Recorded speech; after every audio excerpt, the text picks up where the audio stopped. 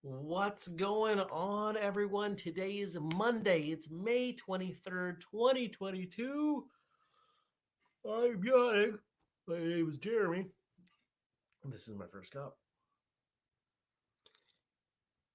Good morning, Stacy and Nathan and Mel and Josh and all the rest of you, whether you're watching live later or listening. Thanks for coming by. How are you? How are you doing? How was your weekend? What did you do? I want to know what you did. I want you to put it in the chat. I want to read it, especially if you did stuff that was cool or fun or exciting or productive. I had some good friend time. I slept a lot, which was needed. I water sealed the back deck yesterday and then bolted down my patio umbrella. I wanted to bolt down the patio umbrella a couple weeks ago, and I was like, I really got to seal this deck up before I do that. Well, I did that yesterday. Lots of time in the garden, planted some plants. Probably shouldn't have planted them. They got beat up by the sun. Should have done it on a cloudy day, but I wasn't thinking. So I got some stuff that I restarted in the greenhouse. We'll see. There's like just enough time. Fingers crossed. Good morning also to, wow, look at everybody. Gad and Tommy and Dennis and Mark and Jenny. Let me do this. It's not, there we go. Stacey says, I dug around in the dirt, planted hostas and a ton of herbs. I've got a hosta that didn't come back, which is very surprising. Josh says, I survived the reality of weekends with small children. Awesome. Mel says she's freezing. Yeah, it's what, 50 degrees out right now? Considering last 2 days we had 90. So it's a little bit of a contrast there. What else did I do?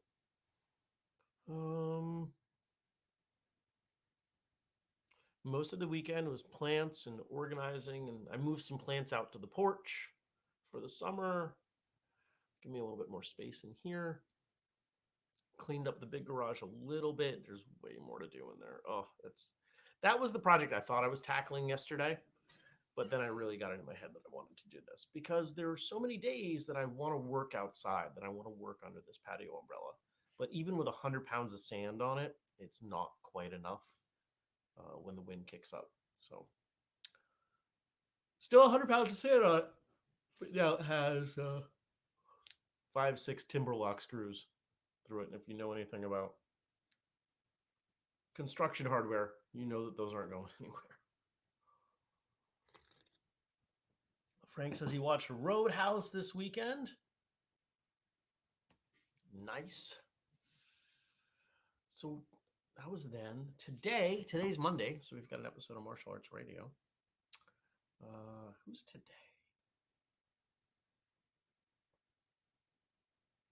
Who is today? Let me look. What is this episode that we have going on?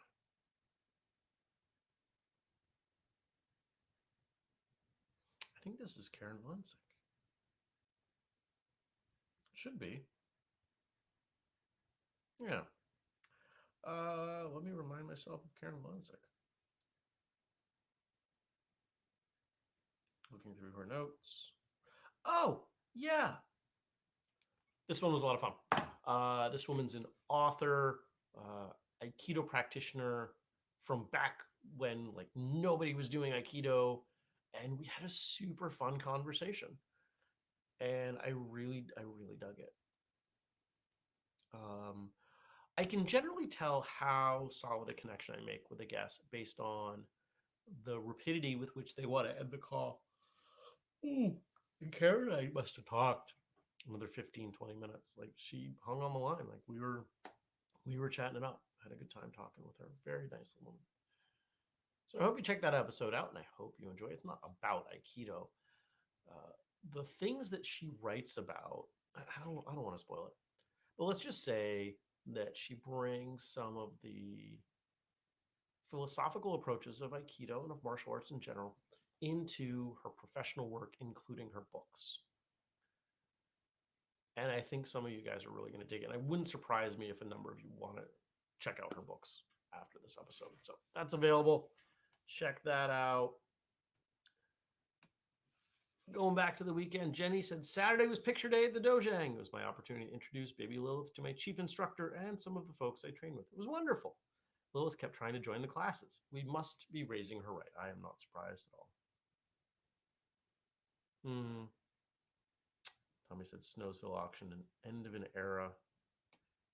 Yeah, that's a bummer. I think I saw something about that was coming.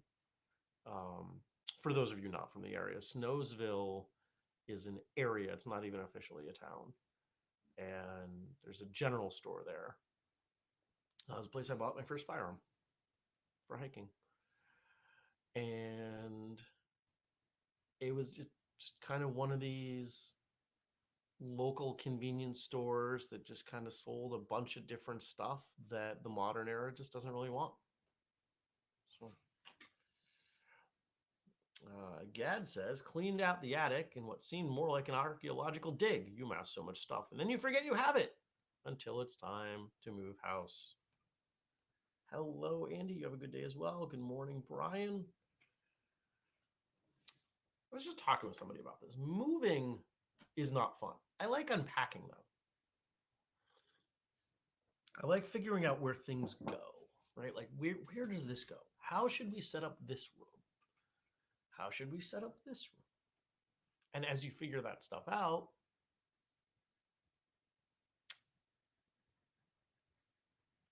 I don't know. I just find it fun. I don't know how to add on to that.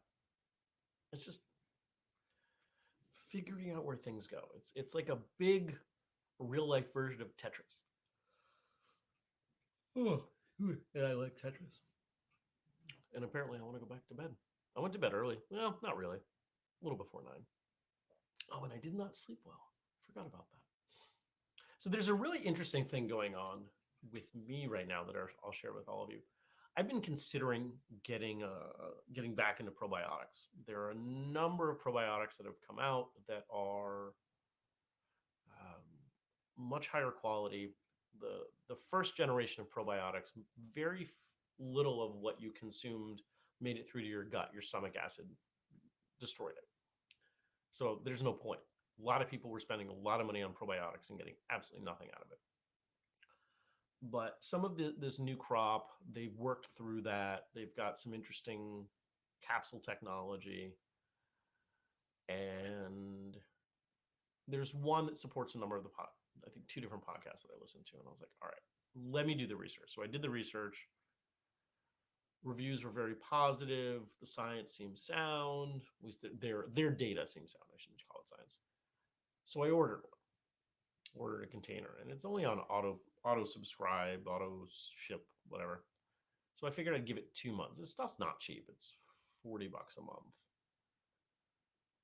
But if it works, it's worth it.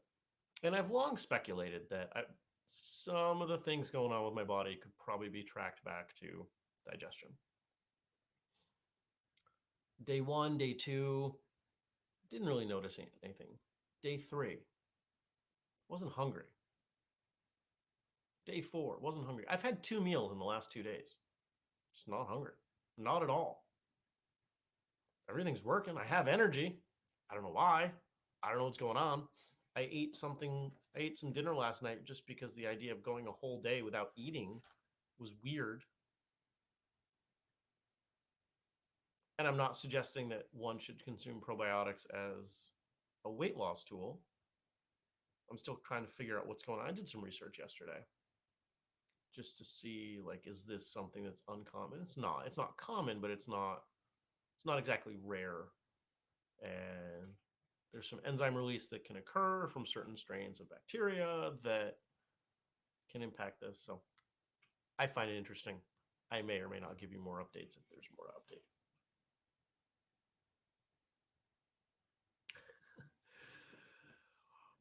Mel says, I do the same, going back to moving, but it takes me so long to figure it out where to put things that 2 years later, I still have unpacked boxes. Ha! And she adds on, I'm guessing I don't need those things. It's interesting when you're moving what you need and what you don't.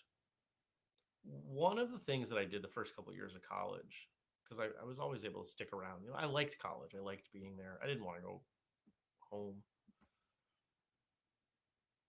After move out, because of the relationships I had with various staff members, I would just walk the halls and get the stuff that the kids left.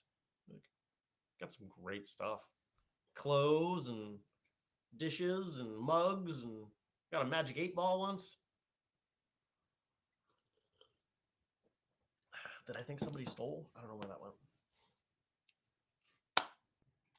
We called it looting. It wasn't really looting because everyone left everything, but it was a good time. It was like shopping, but for free. All right. So a reminder, we're going to tackle the thing that I said we were going to tackle on Friday, but we ran out of time, talking about knife skills with pocket knives. We talked a bunch about knives last week. And so originally for Friday, I posed the question, how do we teach offensive and defensive knife skills, excuse me, with or for pocket knives? And I think 6 of you responded to that. We're going to go through those comments in a moment. 5 of you responded to that. But first, it's World Wrestling Day. Did you know it was World Wrestling Day? World Wrestling Day, courtesy of Frank. Thank you, Frank. Is celebrated annually on May 23rd. That's today. To commemorate the first Greco-Roman wrestling world championships that were held in Vienna in 1904. It is observed by amateur wrestlers all over the world. Wrestling is a combat sport based on grappling techniques such as clinch fighting, takedowns and throws, joint locks, and other submission holds, pins, etc. Not to be confused with professional wrestling, which can include those elements, but often does not. Unlike other combat sports, amateur wrestling does not involve punches, kicks, or the use of weapons. Wrestling is one of the oldest forms of combat, having originated in prehistoric times. I'm going to put a little asterisk right there and just say that Andrew and I recorded an episode last week that kind of launches from that statement. It is mentioned in ancient literary sources such as the Old Testament, the Vedas, the Ramayana, the Mahabharata, and the Iliad. In ancient Greece, wrestling competitions occupied a prominent place in the Olympic Games. Wrestling was widely practiced throughout medieval and early modern Europe by people of different classes, developing into various folk wrestling styles depending on the region. Pause for tea. Modern wrestling developed in the 1830s in France. The new wrestling style was named Greco-Roman wrestling. Outside France, it became known as classic wrestling or French wrestling. In 1896, Greco-Roman wrestling was included in the program of the first modern Olympic Games. 5 athletes from 4 nations, Germany, Great Britain, Greece, and Hungary, competed. The winner was Karl Schumann, a German athlete who also competed in gymnastics and weightlifting. Hold up. We'll come back to this. In the first Olympics, there was a guy competing in 3 events? That's incredible. I kind of want. Can we learn more about Frank? Can we learn more about Karl Schumann? That's fascinating to me. The first European Wrestling Championships were held in 1898, and the first World Wrestling Championships took place in 1904.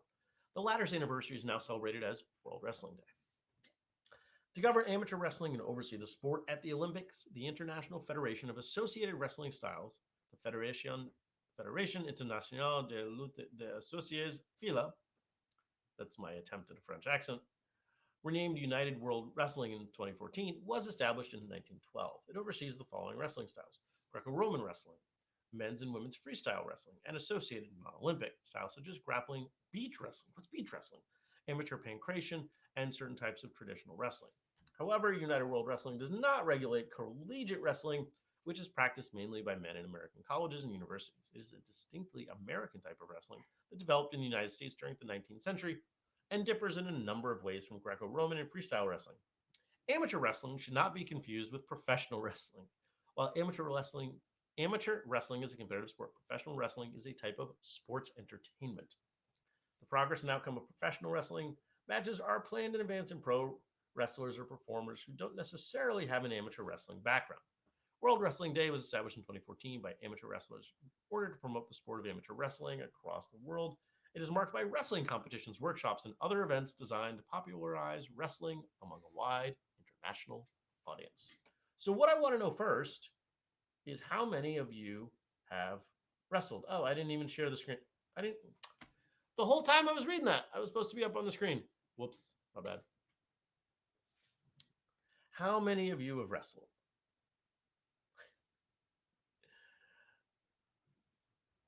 I got people talking about me cleaning stuff out of colleges.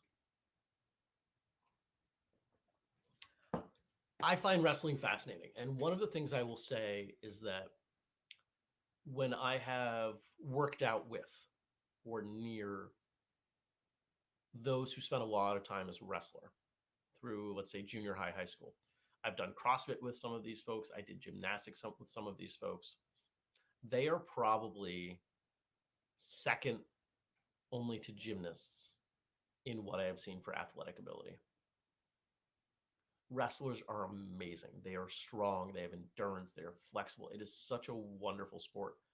And what I like a lot about it is that it forces you. One of the things we talk about in martial arts and traditional arts is the need to be able to relax under pressure.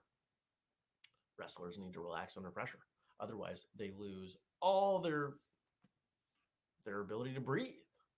They've got to stay calm. You know, you got some big person on top of you crushing the life out of you. You have to find a way to relax. Otherwise, if you run out of air, if you can't breathe, you can't fight, whether it's a controlled fight or a real fight, right? And so I appreciate wrestling for that. Now, wrestling falls into, I mean, really, it's the same camp as anything else for me, that it could be trained as what I would term a traditional martial art, but very few places are going to do it in that way. Mel says, my son wrestled in 6th to 8th grade. Tommy said I wrestled in high school, took 3rd in states. Oh, and Mel's son was state champ in 8th grade. Super cool. Why did he stop? He's a big kid. I've met Mel's son. He's a big boy. He's a strong boy. Let's pour some more water in this tea.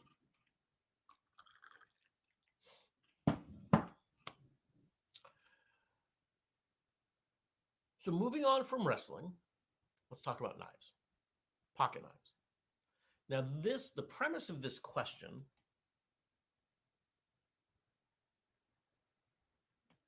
came from this idea that most of what we train for knife defense in traditional martial arts uses these really big, oversized knives that most of us aren't going to see. Most of us are going to be using or defending against something fairly small. Most people don't carry machetes to a bar. They carry a little pocket knife. Maybe they carry, you know, a reasonably sized fixed blade knife, but that's not terribly common. I don't know very many people that do that. Most people carry folding knives, and you know, most of them are not switchblade size. They're smaller. And yet, why do we spend all of our time defending and practicing with these really large knives? So let me share that graphic, because I cheated you out of a graphic earlier.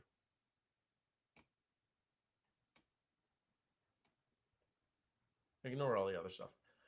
How do we teach offensive and defensive knife skills with pocket knives? And Mel answers my question. High school is different, can only submit one person per weight class, and he was, quote, backup for heavyweight and was not interested in training if he couldn't compete. That makes sense. That's a bummer. So answers to these questions, to this question rather. Mark says, this is the real short version. Let's start with defense. Awareness is key. I am more concerned about a pocket knife than a machete. You may not see the pocket knife. Simultaneous defense and attack needs to be used. You really want to shock their body. A center line attack would be best. this is Mark, this is good, this is longer. But also, I'm talking about the logistics. How do we teach it? We're not going to put a live blade in somebody's hand. And let's be honest, most of the drills that I have seen in my time as a traditional martial artist do not apply with a pocket knife. A lot of this grabbing and twisting and stuff like that, it's just not the same. And the way someone's going to attack with a pocket knife is very different. Well, not necessarily. Could be different than the way they're going to attack with a big showy knife. A big showy knife, they're going to demonstrate. A little pocket knife, they're more likely to try to hide it and just kind of stab you with it. Gad says, I believe a pocket knife is sneaky because it's easier to conceal. I would first address that issue. For instance, how to better spot hidden weapons and body language instead of start with, well, this is what you do when someone has a pocket knife at your throat. That's a great point. Josh says, I think it's worth remembering how knife defense will look in the eyes of a jury. Could the confront be handled without elevating things to that level? That said, you can still use the knife without cutting. You can strike with it like you are a stick. And most of your fists can still be used, albeit modified. Now you have something in your hand. It's a great point. You can strike with the spine or the flat of the blade if it is big enough as well. Also, many of the knife defenses taught in martial arts are just plain dangerous, as they put your limbs in front of or in line with the cutting edge. It's important to at least think about how to protect your life-sustaining vulnerable areas like the inside of your wrist, femoral artery, etc., and to try to position yourself so that if you get cut, it won't be a critical one. Also, since we were talking about a folding knife, thinking about it, if it comes time to draw the knife, how you will do it. We normally train in a uniform. It's unlikely you'll be wearing one outside of a martial arts school. How will you pull it up from your pocket or belt sheath? Will you do anything to disguise the telltale clicks of it opening? Great points. When we talk about knife defense in most martial arts schools, we're talking about strictly a defensive standpoint, or I should say knife situations. We're talking about it strictly from defense. And we, in the schools that I've been in, and I know that this is not universal, but the schools I have been in, we have not discussed the realities of what a knife fight looks like. We've not talked about how to apply a tourniquet. We've not talked about, here are the places you want to really avoid getting cut.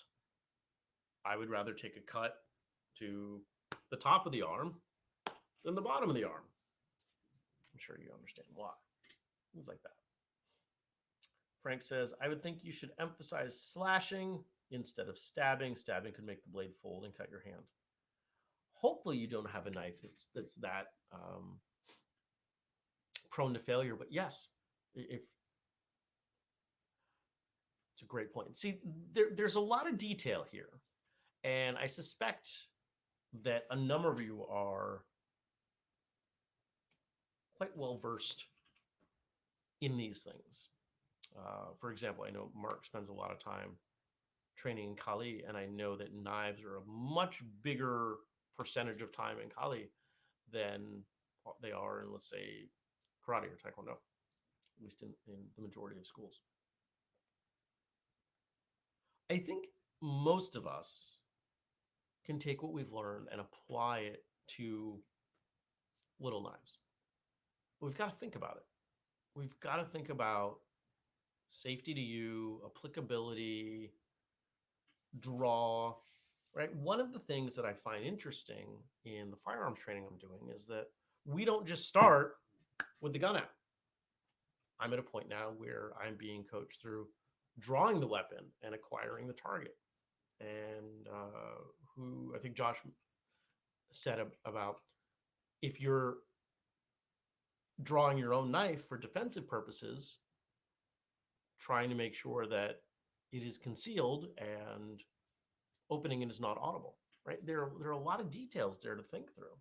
And whether or not you're going to carry a knife, I think thinking through those details is a really valuable exercise.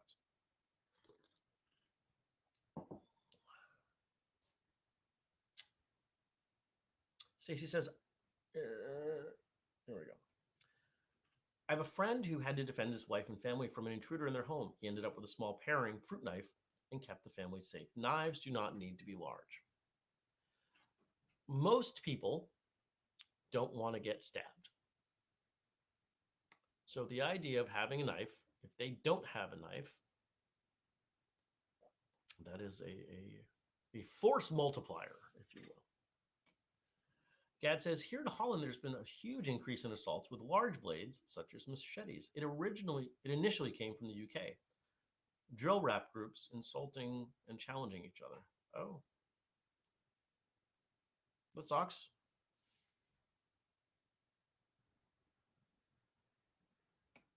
All right, and Mark says at the end of his comment, I apologize for not reading the whole thing, man. Read at the end, you can get trainers off Amazon, so folding trainers. Cool. I think that's an important point. None of the training knives I have are small. They are so much larger than what I would be carrying. And none of them are folding, so I may have to grab one of those. Kelly says, I focus on teaching self-defense by defending against motion, as regardless of what the weapon is, you are still blocking, grabbing the wrist. The shorter the blade, the more it's like defending an empty hand. The bigger the weapon, longer blade, bottle, or stick, you have to really still go in to get the wrist and watch the length of the weapon when manipulating the arm. Principle-based self-defense. The idea of defending against a knife versus a stick versus a bottle. It is only different when you're focused in on the detail. The gross motor movements are very similar. There are some things you can get away with, say with a stick, that you can't get away with a knife, because just contacting, you applying force to a stick that an assailant is holding is not going to injure you. You applying force to a knife, yeah, you're going to get cut. Tommy says, Kelly, remind me to talk to you about a great bottle for self-defense, because most people will go to the wrist. Oh, cool. So there we go. I want to go back to something I said. It's about the exercise of thinking this through. It's not about the specifics. It's not, let's write a book on how to use a pocket knife for self-defense, because that pocket knife might not be a pocket knife. We've done this a variety of times on the show. I'm picking a very weird object. How would I use this big binder clip, which I think was holding some pretzels closed? How would I use this as a weapon? What if the only thing I had available was this? Would I be able to use this? Yeah. I'm not going to hold it like that. I'm not going to hold it like that.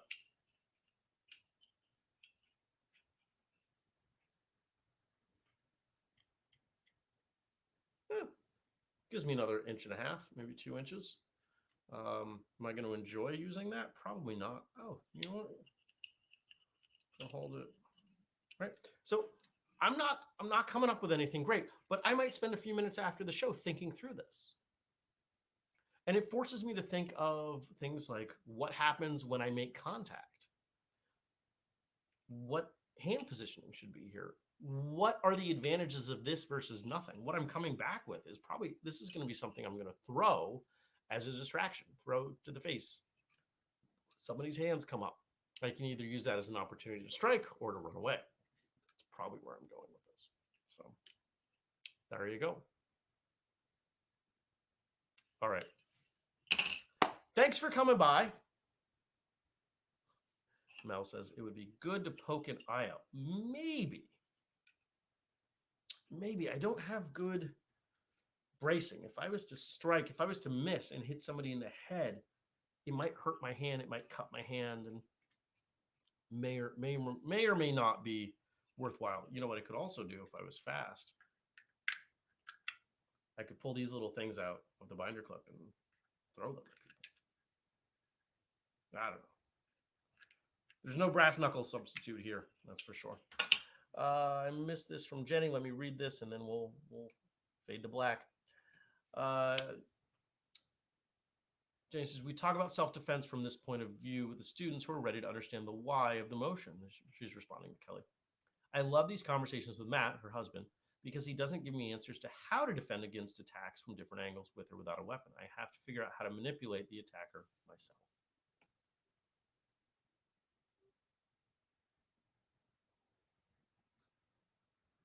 Oh, Gad's suggesting you can use this when applying a wrist lock. Tommy agrees. See, the most valuable thing that we can develop, not just as martial artists, but as people, is this idea that we can take a problem and we can solve it on the fly.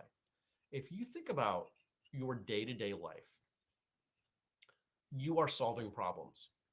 Most of them are problems you've solved so many times that solving them is easy.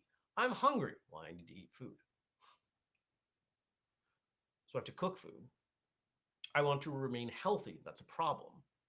Solving the problem of not being unhealthy by cooking the food that you want to eat, right?